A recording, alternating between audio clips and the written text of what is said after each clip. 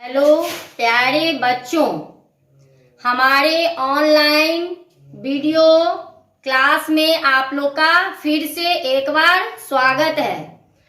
ध्यान दें, आज ध्यान देने का विषय है, हम लोग पत्र पे चर्चा करेंगे। पत्र लेखन, पत्र कैसे लिखा जाना चाहिए इस विषय में जाने। सबसे पहले तो हम पत्र के महत्व को जाने। पत्र का क्या महत्व है।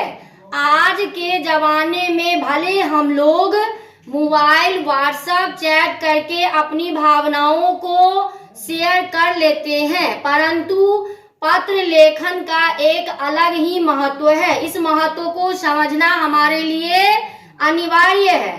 तो चले आज हम लोग इस लेखन के विषय पे चर्चा करें। पत्र का महत्व, सबसे पहले तो लेखन में इसका महत्व समझे कि पत्र का हमारे जीवन में क्या महत्व है। लिखित अभिव्यक्ति, अभिव्यक्ति से तात्पर्य मन के भावनाओं को व्यक्त करना। ठीक है, लिखित अभिव्यक्ति को जितनी भी विधाएं हैं उनमें पत्रों का विशेष स्थान है। पत्र एक ऐसी प्रभावात्मक एवं शक्तिशाली विधा है जो लेखक और पाठक को परस्पर निकट लाने के लिए बहुत उपयोगी है। अनुच्छेद या निबंध, यहाँ लेखक का सारा ध्यान विषय प्रतिपादन की ओर ही लगा रहता है, जबकि पत्रों में आत्मीयता की स्थिति होने के कारण लेखक और पाठक यह अनुभव करते हैं, यानी लिखने वाला या पढ़ने वाला इस प्रकार से उस पत्र में डूब जाते हैं जैसे वो आमने सामने वार्तालाप कर रहे हो। अच्छा, कि वे एक दूसरे के निकट हो। वस्तुतः पत्र लेखन एक बहुत बड़ी कला है। आप सब जानते हैं, हम सब बातचीत करते हैं। हम सब बातचीत करने के दौरान एक अपनी छाप छोड़ते हैं, जिससे पता चलता है कि हमारी बात करने की कैसी शैली है, हमें लिखने की, अपनी भाषाओं को स्पष्ट करने की एक कैसी शैली है। इससे स्पष्ट होता है कि हम कितने कलाकार हैं। यहाँ हम पत्र लेखन की कुछ प्रमुख विशेषताओं पर चर्चा कर रही हूँ। सबसे पहले तो पत्र की महत्व में सबसे पहली बारी आती है सरलता की।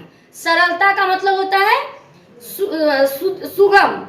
जहां तक हो, पत्र की भाषा सरल, सुबोध और सर्वग्राह्य होना चाहिए। अब आप पूछेंगे सर्वग्राह्य का मतलब क्या होता है। ग्राह्य मतलब ग्रहण करना, सर्व मतलब सबको। ऐसी भाषा हो जो सब आसानी से, सरलता से उसे ग्रहण कर सके। पत्र को पढ़ने के बाद किसी शब्द का अर्थ समझने के लिए कोश की मदद न लेनी पड़े। कुछ कठिन शब्द आ जाते हैं हिंदी में जिसका अर्थ हमारे लिए मुश्किल हो जाता है। कोश का मतलब होता है वर्डों का, शब्दों का एक समूह, डिक्शनरी, जहां बहुत सारे शब्दों के मीनिंग होते हैं। तो हमारी पत्र ऐसी होनी चाहिए जिसमें किसी भी शब्द के लिए हमें कोश की आवश्यकता ना हो। अब दूसरी बारी है स्पष्टता। स्पष्टता का मतलब क्लियरिटी।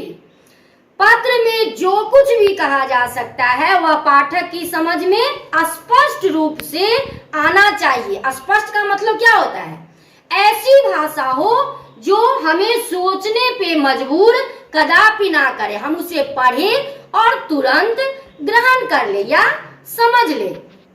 स्पष्ट पत्रों का एक अलग महत्वपूर्ण गुण होता है। अब तीसरा बारी है प्रभाव उत्पादकता। उत्पादक का मतलब क्या होता है, जो उससे निकला हो, प्रभाव प्रकट करे। पत्र में जो कुछ कहा जाए वह प्रभाव उत्पादक ढंग से कहा जाना चाहिए। मैं पहले बता चुकी हूँ कि पत्र ऐसा हो जो प्रभाव उत्पन्न करे, जो हमें ऐसा अनुभव कराए कि हम आमने सामने किसी से बात कर रहे हैं उसमें कहीं कोई संदेह नाम का चीज नहीं हो, अर्थात पत्र भाषा की तरह हो जो पढ़ते ही पाठक के मन में उसका गहरा प्रभाव पड़े। संक्षिप्तता, संक्षिप्त यानी छोटा। एक और बात, हम किसी भी बात को महान रूप से, गुणवान रूप से तब प्रकट कर सकते हैं जब कम शब्दों का प्रयोग कर अधिक से अधिक बातों को किसी के सामने रख सके। तो पत्र में यही सबसे बड़ी बात होती है कि हमें जो कुछ भी कहा जाना चाहिए वे संक्षेप में हो। अनावश्यक विस्तार, लंबे लंबे वाक्य वाले मन में अरुचि पैदा कर देती है। पत्र जितना संक्षिप्त होगा उतनी ही अधिक उसकी प्रभाव उत्पादकता होगी। अगला, मौलिकता। अब मौलिकता क्या होता है?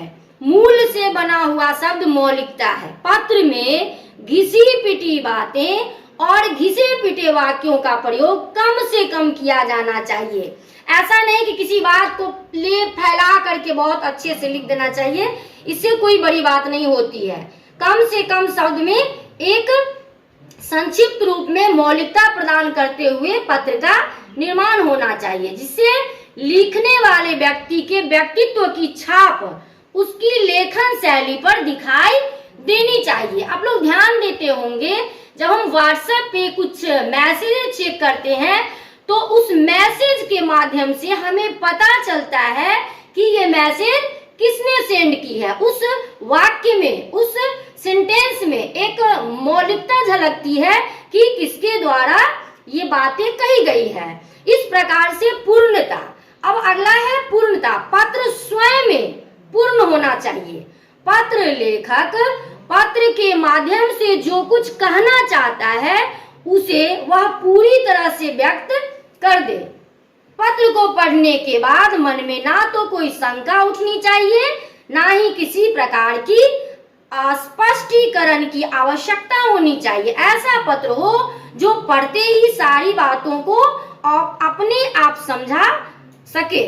उद्देश्य पूर्णता, और सबसे बड़ी बात है उद्देश्य। ऐसा तो कोई काम ही नहीं है हमारे लाइफ में जिसमें कोई उद्देश्य ना हो। काम तो एक उद्देश्य से ही किया जाता है, बिना उद्देश्य से किया गया काम तो सफल हो ही नहीं सकता है। तो पत्र लिखते समय हमें उद्देश्य जरूर पता होना चाहिए। पत्र किस उद्देश्य से लिखा जा रहा है, सबसे मेन टॉपिक इसी पे स्थिर होता है कि पत्र लिखने से पहले हमें ये पता होना चाहिए कि हमारा इस पत्र के माध्यम से क्या लिखने का संदेश है, क्या उद्देश्य है।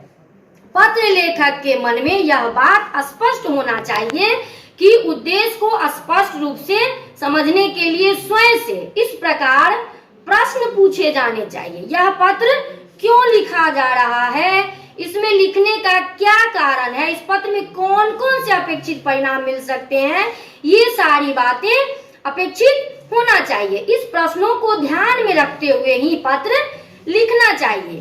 तो निश्चित ही पत्र स्पष्ट, संक्षिप्त, पूर्ण और प्रभावपूर्ण जरूर से जरूर होगा।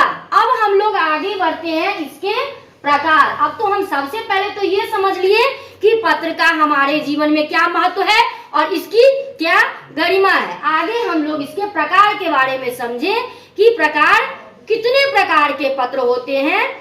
पत्र के मूल रूप से दो ही प्रकार होते हैं, पहला औपचारिक और दूसरा अनौपचारिक। इस पत्र के प्रकारों के विषय में हम लोग अगले वीडियो में विस्तार रूप से वर्णन करूंगे।